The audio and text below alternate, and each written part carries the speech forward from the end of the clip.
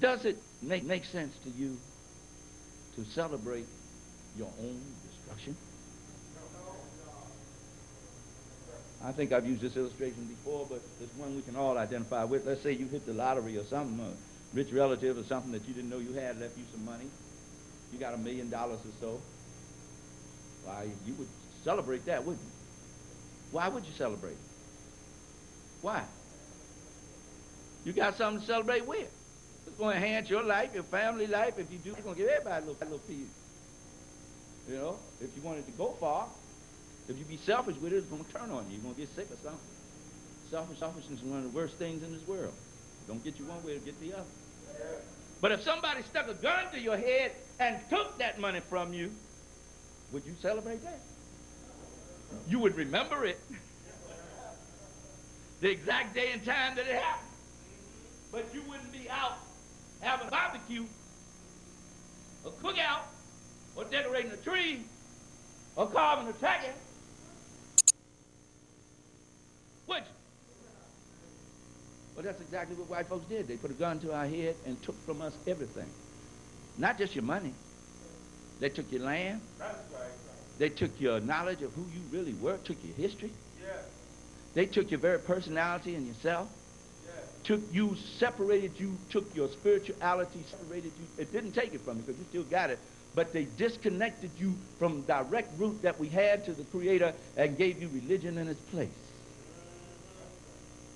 Y'all might want to question me on that. That's something I've been contemplating and listening to and studying heavy minds on, and it's one of the worst things that ever happened to us. So that's not anything to celebrate. That's right. It is. However, by nature, we are celebratory people. As I study our history, I come to find out that Africans, before they were disturbed by foreigners, they spent 1/3 of the year working and 2/3 celebrating. That's why we said you're party of people. It's just out of time. It's the nature of black people to party. It's just in us to celebrate life. Why could we do that? Because the 1/3 was done in a way that was according to our people's collective work and responsibility, Ujima. So we all got together and got it out the way. And then the products from it, we practiced Ujima, we brought that in, everybody got some, so everybody had something to celebrate. Everybody had fun the rest of the year. And we got a lot of stuff to celebrate. We got Malcolm's birthday, Fannie Lou Hamer's birthday, right. Kwanzaa, right. Juneteenth. Oh, man, we got so much stuff to celebrate.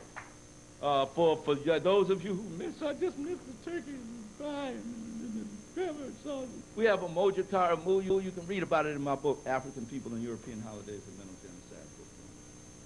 But I'm going to try to deal with 3 holidays, European holidays. Remember, all of these holidays were set up by Europeans to celebrate their conquest of everybody else. Do you understand that? They didn't set it up for anyone but themselves. The only reason why they imposed it on you is, Baba Frederick Douglass just told us, as a control mechanism, as a safety valve.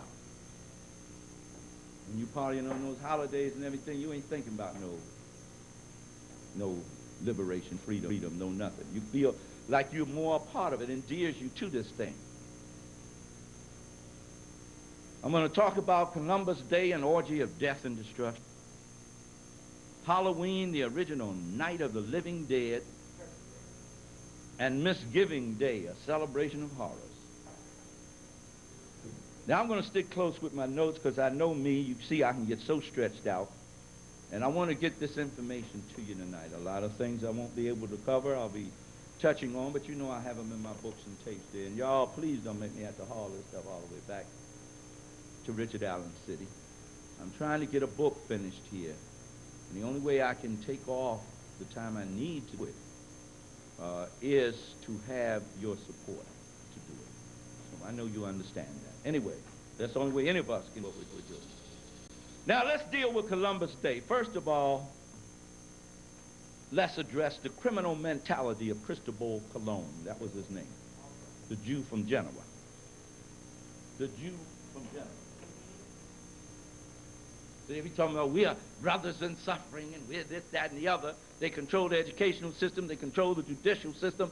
They control the media of all kinds. They control the publishing industry. They control all of those things that affect the mind and shape opinion of people. And every time we try to just learn something about our history, they stand up and fight us. And you want to see some arrogant Jews, go to Israel. Some white folks over there. And that's because the military presence is so heavy is because all on the countryside, all you see is jet black brothers and sisters who inhabit the land. The foreigners, the Zionists, the Jews are few in number compared to the indigenous population there. I want you to understand and know that. They don't show you that on National Geographic. Somebody hand me my bottle of water over there, please. I'm sorry, I forgot to bring it with me. He was a Jew from Genoa, and you can find out more details about him in the secret relationship between blacks and Jews.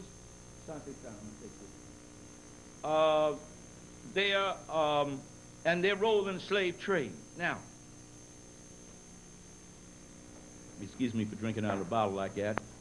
I already poured out some for the brothers who ain't here, so don't worry about that. 11-year-old CJ asked her grandmother, "Noni, where did I come from?" A memorable quest began. Author of Growing Up Nigger Rich, Gwendolyn Fortune introduces her latest release, Weaving the Journey, Noni and the Great Grands.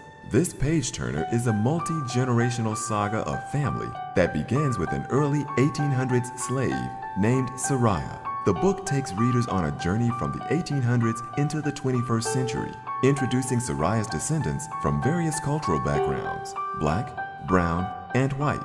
Robert Gover, author of The $100 Misunderstanding, says, "I believe you have hold of a really fine historical novel here. Gwendolyn Fortune's Weaving the Journey, Noni and the Great Grands can be purchased at http://www.mainstreetrag.com/gfortune.html."